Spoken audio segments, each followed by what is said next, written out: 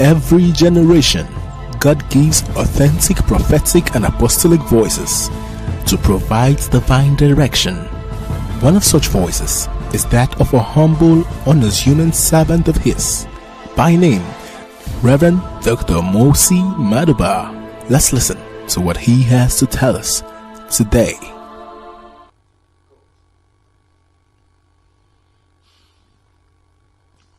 Well, as part of the Easter blessings and greetings, I want to share with you the blessings of gates. Tomorrow is the first day of the first month of the second quarter of the year. There are gates of time, there are gates of opportunities, there are human gates, there are political gates, there are media gates. There are gates everywhere. There are gates all over our bodies. I just want to share with you about the battles that go on at the gates. Matthew chapter 16, verse 18, Jesus said, I will build my church, and the gates of hate shall not prevail against it. In verse 19, he said, I'm going to give you the keys of the kingdom, the keys of David, so that you can unlock gates and shut gates at will against the enemy. Now, this was before the church was founded. This was before Acts chapter 2. The disciples were supposed to take note of essential information like this that Jesus shared with them. Jesus said, in the process of building my kingdom, there will be issues that will be resolved at the gates. And I was expecting somebody to ask Jesus, what is the gates, or what are the gates of hate? They didn't ask. You know how you sit down with people and you're talking about mysteries, sharing with them fundamental truths, and they seem not to be connected. Nobody asked him about the meaning until Jesus finished his work on the earth and went to heaven. And the apostles didn't address much the issue of gates. Fine, they talked about the Holy Spirit and His coming, talked about the need to be saved. But then, when it comes to some stronger meat, the bony issues, pillars of the Christian faith, of the kingdom, some of them eluded them. Incidentally, Paul, the enlightened man who sought to explain mysteries, was not there in their midst. He came on later on. And none of them ever spoke to Paul about the gates. He could have digged in to find more about gates. Jesus took time to say, I will build my church. And gates will be very important. That the powers of the enemy at the gate will not prevail. He was already seeing, he knew that to advance this kingdom, there will be conflicts at the gates.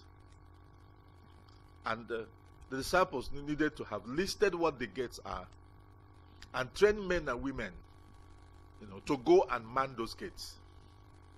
But because we did not, we left those gates open to the enemy. And the enemy took all those gates and is using those gates to oppress and suppress and to restrict church growth. And in many cases, because the enemy is in control of those gates, they have shut down the church in many nations. Sometimes we say, well, there was a church in Turkey, it's no longer there. There was a church in certain places, but why are they not there? The people who shut them down, are they spirits? Are they not human beings? If you understand the concept of the kingdom and spiritual warfare, and gates, it was going to be impossible for anybody to shut down these churches in those countries. So, now that the church has lost so much, now people have an adage that if somebody lays you down and you don't like the way they laid you down, you change the position. When we were young as Christians, we swallowed everything that we were giving. Of course, we're not even giving much. John 3:16, that was it. Get saved, born again, get baptized, go evangelism, come back. But nobody talked about gates. Nobody talked about gates. Jesus said, in the process of building my church, the gates will have very, very important roles to play. And the powers of darkness will not prevail. He was expecting that the church will be militant, that the church will raise solid men and women, young and old, strong at the gates. But we did not. From Old Testament to New Testament, everybody who served God, all our patriarchs, were all knowledgeable about gates. Very knowledgeable about gates. When God blessed Abraham in the first place, in Genesis 24, if you look at verse 60, chapter 22, verse 15 through 17, he said to him, your children shall possess the gate of their enemies. And the family of Rebekah in Genesis 24:60 said to him that your children shall possess the gates of their enemies. So those patriarchs knew about gates. They knew about gates. What about Proverbs 21, 31? That talks about the virtuous woman. Verse 23 and 24 talk about gates. It said, the husband of the virtuous woman shall be known at the gates. The Bible says concerning Job, when he was restored by God, in Job 29 verse 7, it says he was also restored at the gates. So why are all these men people of the gates? And then those who serve God today don't understand that. Look at Daniel chapter 2 verse 49. The king wanted to make him a prime minister. I said, no, sir. Make Shadrach, Meshach, and Abednego governors of the provinces, but leave me at the gate. And he was the chief of the wise men of the entire 27 provinces. Chief, he was wiser than the wizards and the necromancers, sorcerers, witches. He was wiser than all of them. And he said, leave me at the gate. There must be something at this gate, for goodness sake. Look at Isaiah 28 verse 6. God said, the day you wake up and take the battle to the gate, I will give you strength. So I will give strength to those who take the battle to the gate. This is God speaking. Talking about gates. Talking about gates. No. Isaiah 45, he says, I'm going to, if you invite me, I will come and open double doors for you, give you access to hidden riches. Still gates. And today, I don't want to talk about the gates of your body, because that's for another day. But I want to talk about the gates around us. One is the church gate. Two is the political gate. And even in the political gate, there are many, many, many levels. It has to do with the presidency, it has to do with the office of the governor, it has to do with the office of the local government chairman, it has to do with the senators, it has to do with legislators. God didn't plan that the church will fold their hands and not educate their members and prepare them for such positions. It had to do with the media gate. It should be the Christians who own the television houses to use it for the gospel. We need a voice. You need to be heard. Why Martin Luther, was able to succeed was that, some people volunteered their printing press, and they were able to print, information and send out.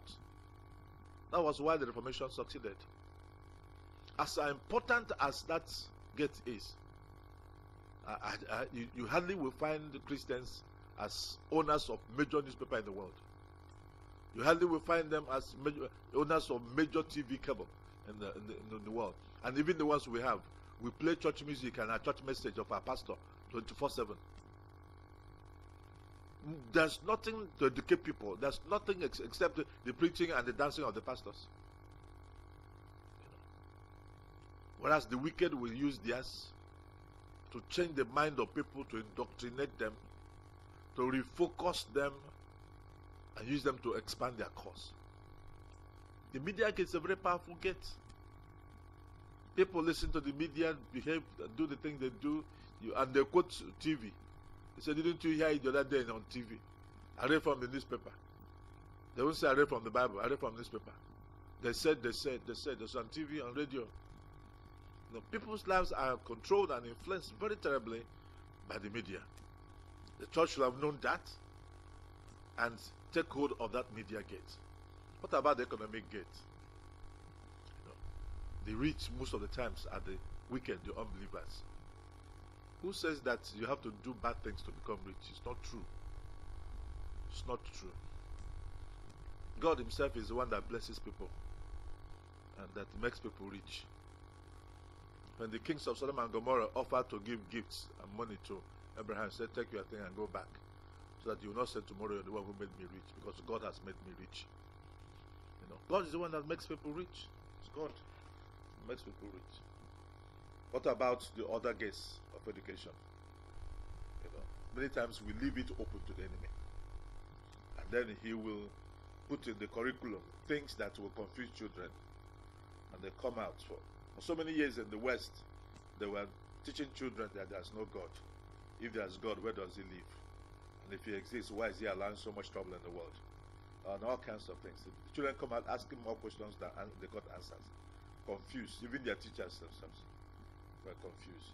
It was then they were taught that their grandparents were chimpanzees and monkeys, and they came to that time. They stopped the evolution. The evolution should have continued. Why will it be that their grandparents were chimpanzees and now they're human beings? Now, what happened to all the chimpanzees in the zoo change since that time to become human beings? By now, we should have been going to the zoo to see the evolution continue. Or is it that the chimpanzee of that time is not different from the chimpanzee of today? Foolishness at its height.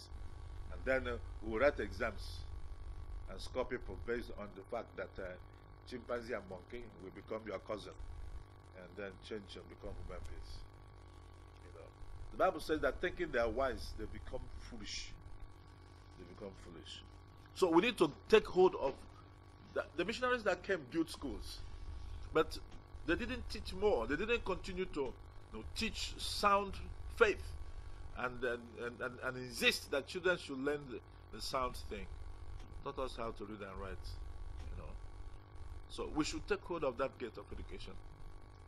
What about other essential gates?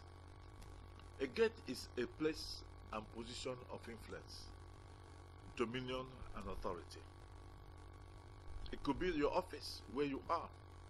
You have strong influence. You determine what happens to people, their promotion and all that. You're a gate. Because somebody has to pass through you to have promotion. You're a gate to your family. Somebody cannot just come have access to your family members except through you. You're a gate to your church if you're the pastor. You are a gate in a way. So, Jesus said, the gates of hell. If you are a righteous person, you are a righteous gate.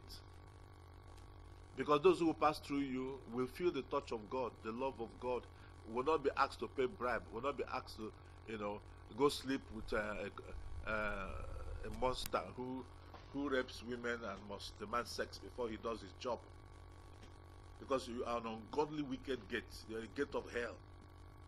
But if it's a righteous gate, those who pass through you, they'll see grace. They feel grace. They feel grace. And Jesus said, the gates of hell shall not prevail. There are so many things going on at the gate. A lot of battles going on at the gates.